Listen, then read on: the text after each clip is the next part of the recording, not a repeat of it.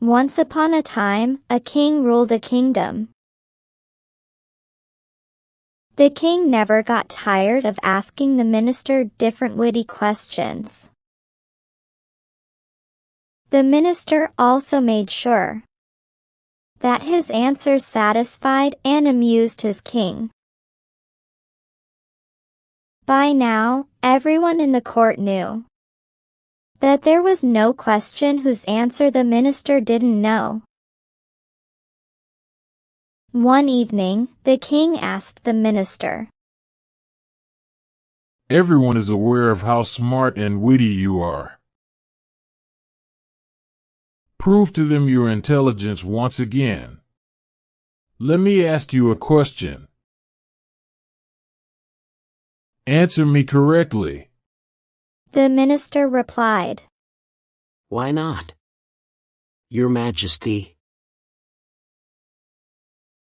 I would love to do that for you." The king then asked, "Tell me, how many bangles your wife wears?"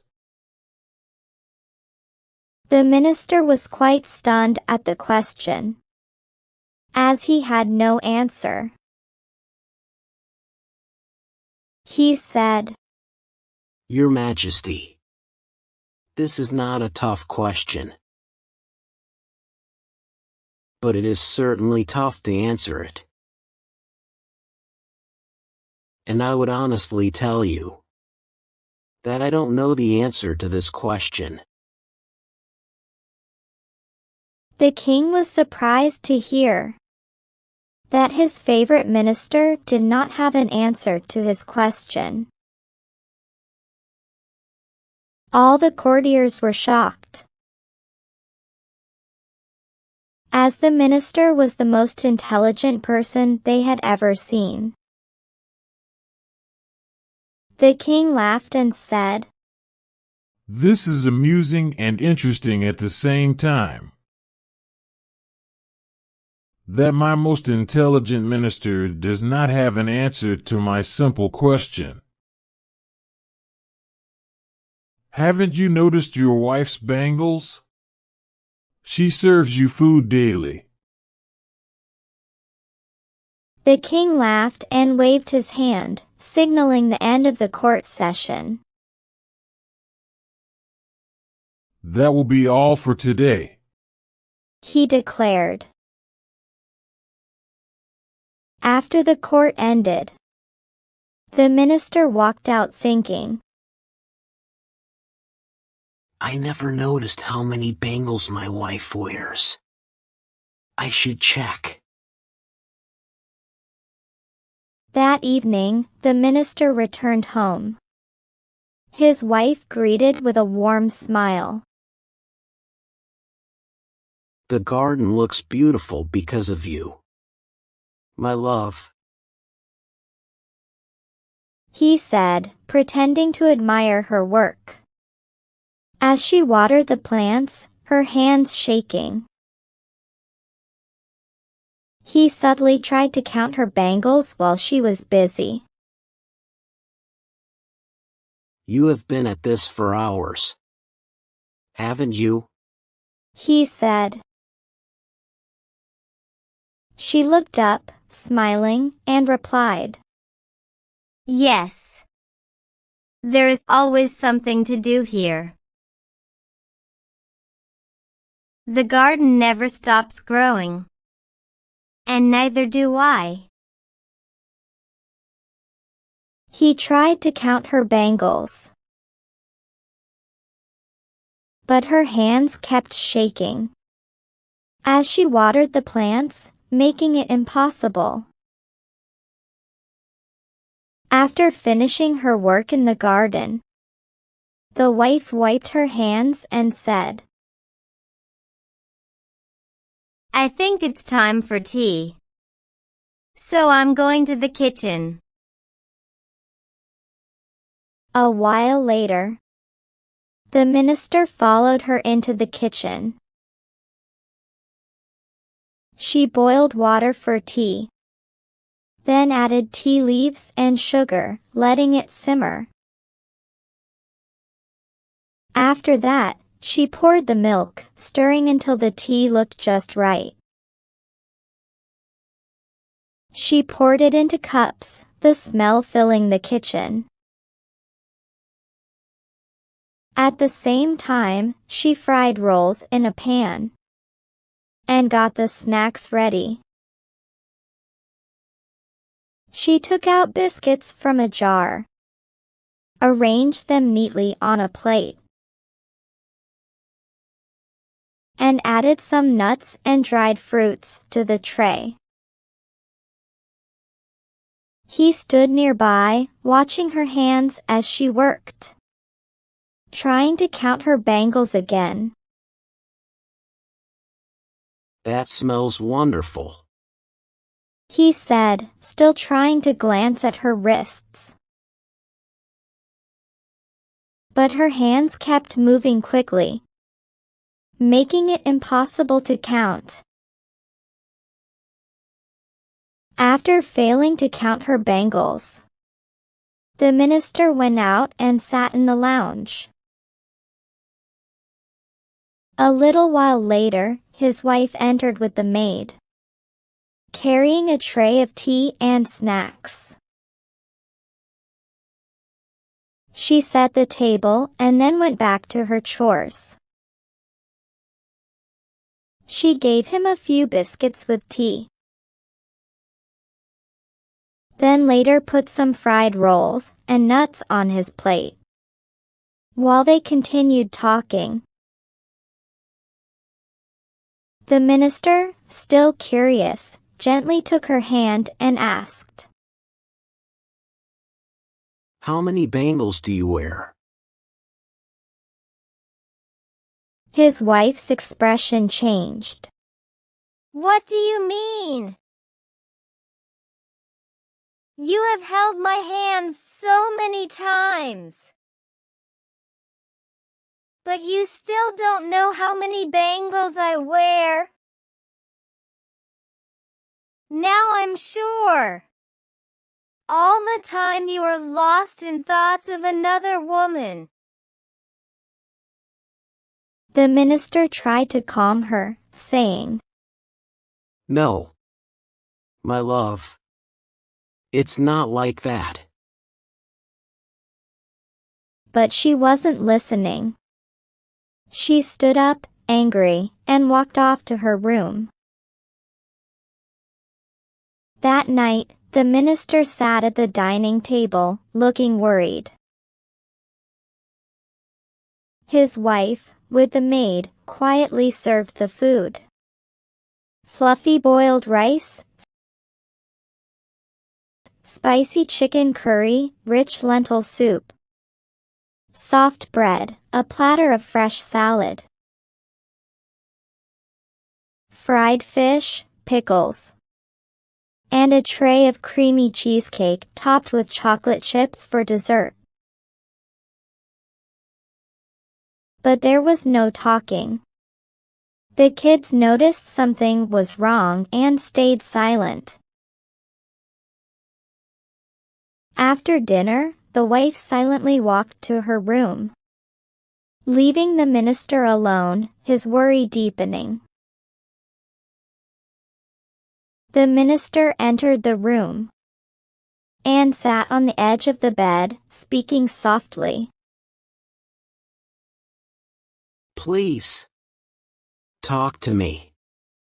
But his wife turned her back,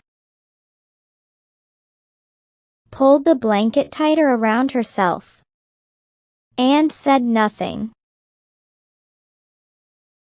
The next morning, after breakfast, the minister handed a note to his servant, saying, "Take this to the court. I won't be coming today."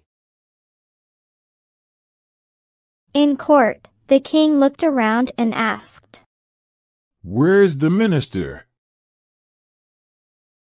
One of the royal servants bowed and replied, He sent a note saying he won't come today. The king laughed to himself, thinking, Looks like he doesn't have the courage to face the court after all.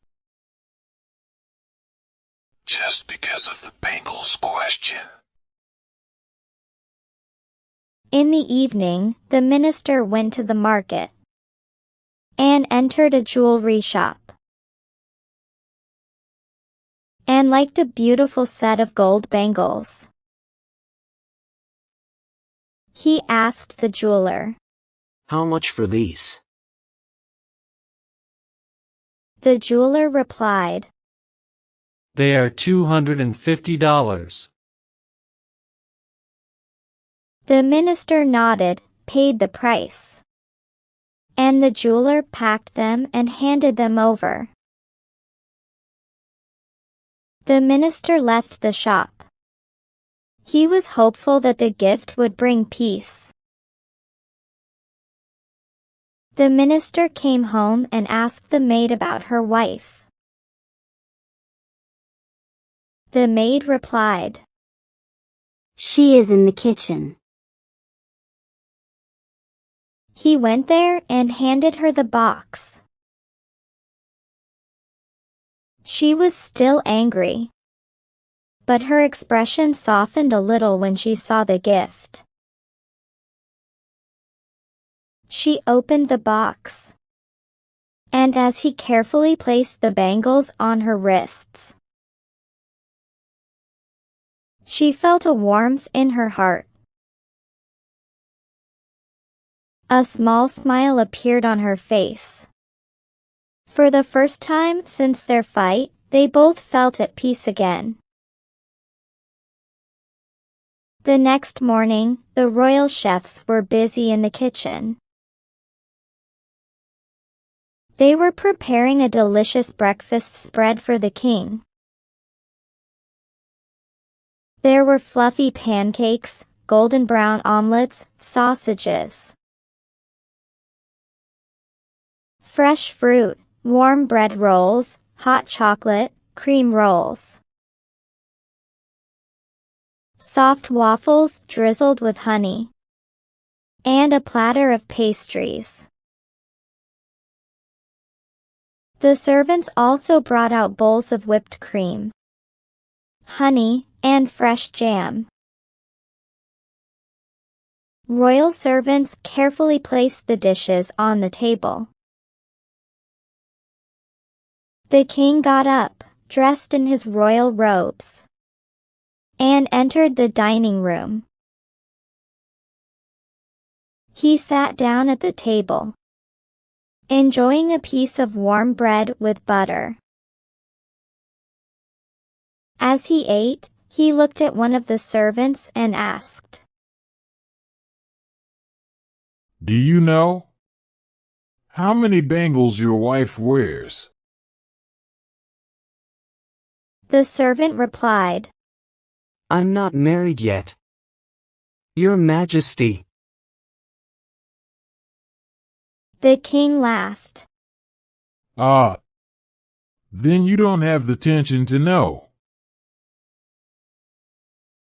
He then turned to another servant and asked, What about you?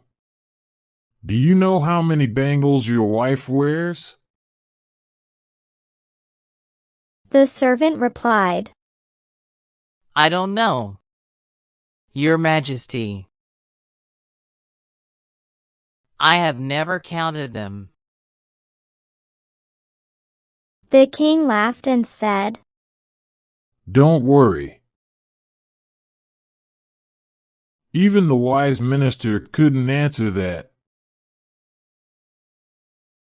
After breakfast, a royal servant came in and said, Your Majesty. The minister wishes to meet with you. The king nodded, granting permission. The minister entered, bowing respectfully and greeting. Good morning, Your Majesty. Then the minister said, Your Majesty, I would like to give you an answer to that question. But first, I would request you to come with me in the garden. The king agreed, so they both went to the garden. The king asked, Why have you brought me here? The minister said, Your Majesty, please answer a question of mine. We use the stairs to reach the garden. The king was confused and couldn't say anything. The minister continued and said, Your Majesty, we use these stairs every day. You should be able to answer this simple question.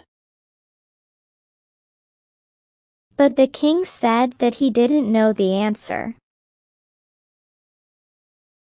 Thereupon the minister said, Your Majesty, I know it is not easy to answer this question. We may witness such things every day, but we don't give them much importance. And also, one shouldn't ask a question whose answer one doesn't know. The king understood what the minister was trying to convey. So, he dismissed the question. Moral: we often overlook the little things in life, yet they hold great value.